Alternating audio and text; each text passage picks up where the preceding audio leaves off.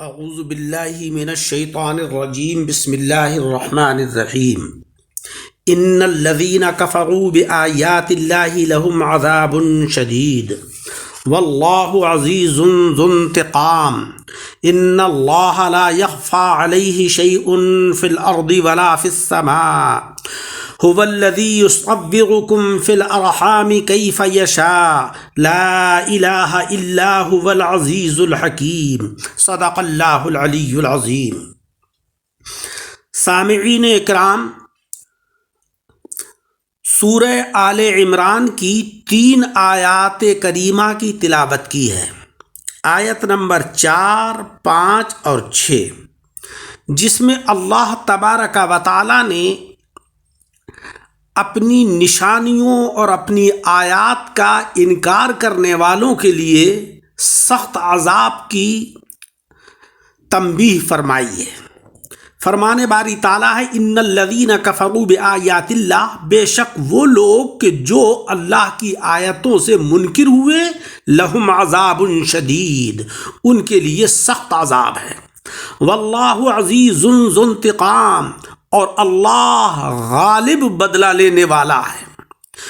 ان اللہ لا یخفی علیہ شیء فی الارض ولا فی السماء، اللہ پر کچھ چھپا نہیں ہے، زمین میں نہ آسمان میں۔ لا یخفی نہیں چھپا ہے، علیہ اس پر، شیء کوئی چیز، ارض کے معنی زمین اور سما کے معنی آسمان۔ بے شک اللہ تبارک و تعالیٰ کی ذات پر کوئی بھی چیز، خواہ وہ زمین میں ہو یا آسمان میں ہو، چھپی ہوئی نہیں ہے، سب چیز عیاں ہے، سب چیز ظاہر ہے۔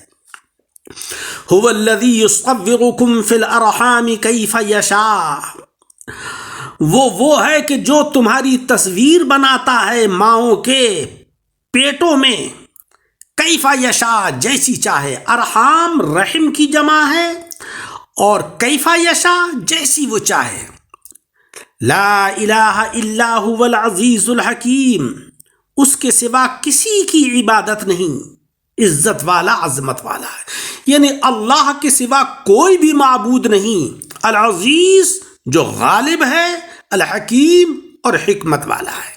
مولا رب العزت کی ذات گرامی ہی خاص ہے عبادت و ریاضت کے لیے، اور اسی کا غلبہ ہے ساری کائنات کے اوپر، اور ساری حکمتیں مولا جل شانہ و عم نوالہ کی ذات گرامی کے ساتھ خاص ہیں۔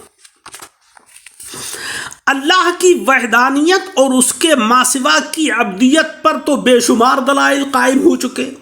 اب جو کوئی بھی جان بوجھ کر ان نشانیوں کا انکار کرے گا اور حضرت عیسیٰ علیہ السلام یا کسی اور کو خدا کا شریک مانے گا، اس کے لیے سخت عذاب ہے۔ اللہ وہ غالب ہے کہ اس پر کوئی غالب نہیں آ سکتا، جو چاہے وہ کرے اور جو چاہے وہ فیصلہ فرمائے۔ واللہ عزیز ذو انتقام، اللہ تبارک و تعالی سخت بدلہ لینے والا ہے، اسے بدلے سے کوئی نہیں روک سکتا ہے۔ حضرت عیسیٰ علیہ السلام یا کوئی دوسرا خدا کیسے ہو سکتے ہیں؟ اللہ کی شان تو یہ ہے کہ اس سے آسمان اور زمین کی کوئی چھوٹی اور بڑی، فی الحال یا آئندہ ہونے والی کوئی بھی چیز کبھی بھی چھپی ہوئی نہیں ہے۔ یہ وسعت علمی اس کے ساتھ خاص ہے۔ اگر اس نے اپنے فضل و کرم سے کسی کو کچھ علم غیب عطا فرما دیا تو اس سے وہ خدا نہیں بن گیا۔ تو اے عیسائیوں، جو تم حضرت عیسیٰ علیہ السلام کو اللہ کا بیٹا کہتے ہو، تمہارا یہ نظریہ باطل ہے۔ اللہ تبارک و تعالی ہی ساری چیزوں کے اوپر قادر ہے۔ وہ ایسی قدرت والا ہے کہ تمہیں تمہاری ماؤں کے تاریک رحموں میں جیسی چاہتا ہے صورت بخشتا ہے۔ کسی کو لڑکا بناتا ہے، کسی کو لڑکی بناتا ہے، کوئی کالا، کوئی گورا، کوئی خوبصورت، کوئی بدصورت، کوئی کامل، کوئی ناقص، نیز کوئی صفراوی، کوئی بلغمی، کوئی اندھا، کوئی اکھیارا، کوئی گونگا، کوئی نہایت تیز بولنے والا، کوئی بدنصیب، کوئی نصیبہ ور، غرض کے بیج ایک، زمین ایک، مگر پھل مختلف ہیں۔ یا یوں سمجھیے کہ مادہ ایک سانچہ ہے مگر اس میں ڈھلنے والے بندے مختلف ہیں۔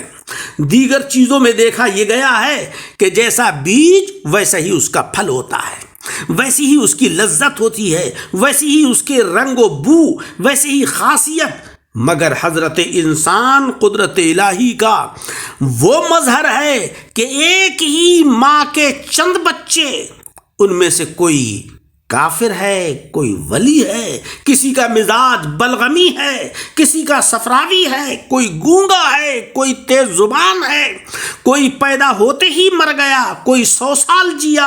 ان کمالات قدرت کو دیکھ کر یہ کہنا پڑے گا، یہ ماننا پڑے گا کہ بے شک اللہ کے سوا کوئی معبود نہیں، وہی غالب ہے، وہی حکمت والا ہے، جو چاہے جس طرح چاہے جب چاہے جیسے چاہے بنائے۔ جو رب، جو مولا نطفے کے اندر اتنے کرشمے دکھا سکتا ہے، وہ بغیر نطفے کے حضرت عیسیٰ علیہ السلام کو بھی پیدا کر سکتا ہے۔ لہذا تم اے عیسائیو یہ جو کہتے ہو کہ حضرت عیسیٰ علیہ السلام اللہ کے بیٹے ہیں، تمہارا یہ نظریہ باطل ہے۔ جب تم یہ سمجھ چکے تو اب سمجھ لو کہ رب کے سوا کوئی بھی عبادت کے لائق نہیں۔ معبود وہی ہے جو ان صفات سے موصوف ہو، وہی سب پر غالب ہے اور حکمت والا ہے کہ اس کا کوئی کام بھی حکمت و راز سے خالی نہیں۔ اس کی غالبیت اور حکمت اسی کی ہستی کی دلیل ہے۔ اللہ جل شانہ و عم نوالہ نے ان آیات کے اندر عیسائیوں کا رد فرمایا اور اپنی وحدانیت کا اور اپنے معبود ہونے کا اس کے اندر ذکر فرمایا اور اپنی قدرت کو ظاہر فرمایا کہ مولا تبارک و تعالیٰ پر کوئی بھی چیز زمین و آسمان میں چھپی ہوئی نہیں ہے۔ اللہ تبارک و تعالیٰ ہر چیز کے اوپر قادر ہے۔ اللہ رب العزت سے دعا ہے کہ مولا اپنے کلام کو پڑھنے اور سمجھنے کی ہمیں توفیق عطا فرمائے۔ آمین بجاہ النبی۔